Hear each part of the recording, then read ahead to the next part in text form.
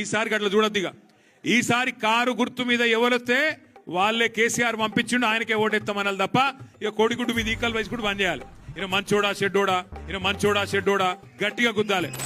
BRS party working president KTR Ramarao garu ఒక మాట పదే పదే చెప్తా ఉన్నారు. మంచోడైనా చెడ్డోడైనా దొడ్డోడైనా సన్నోడైనా పొట్టోడైనా పొడుగోడైనా కారు గుర్తు మీద ఓటేయాలని చెప్తున్నారు. మంచోడైనా చెడ్డోడైనా ఎట్లా ఓటేస్తారు?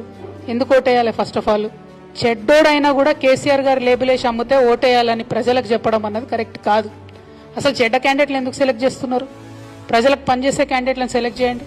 అది కేవలం మీ యొక్క నియంతృత్వ ధోరణికి, మీ యొక్క రాచరికపు పోకడలకు అద్దం పడుతున్నది తప్పితే ప్రజాస్వామిక విలువలకు అద్దం. ఈసారి అట్లా చూడొద్దిగా. ఈసారి కారు గుర్తు మీద ఎవరొస్తే వాళ్ళే కేసీఆర్ పంపించిండు, ఆయనకే ఓటెత్తామనాలి తప్ప ఇక కోడిగుడ్డు మీద ఈకలు వేసి కూడా బంద్ చేయాలి. ఈయన మంచోడా చెడ్డోడా, ఈయన మంచోడా చెడ్డోడా గట్టిగా గుద్దాలి. BRS party working president KTR Ramarao garu ఒక మాట పదే పదే చెప్తా ఉన్నారు. మంచోడైనా చెడ్డోడైనా దొడ్డోడైనా సన్నోడైనా పొట్టోడైనా పొడుగోడైనా కారు గుర్తు మీద ఓటేయాలని చెప్తున్నారు. మంచోడైనా చెడ్డోడైనా ఎట్లా ఓటేస్తారు? ఎందుకు ఓటేయాలి? ఫస్ట్ ఆఫ్ ఆల్ చెడ్డోడైనా కూడా కేసీఆర్ గారు లేబుల్ వేసి అమ్మితే ఓటేయాలని ప్రజలకు చెప్పడం అన్నది కరెక్ట్ కాదు. అసలు చెడ్డ క్యాండిడేట్లు ఎందుకు సెలెక్ట్ చేస్తున్నారు? ప్రజలకు పనిచేసే క్యాండిడేట్లను సెలెక్ట్ చేయండి.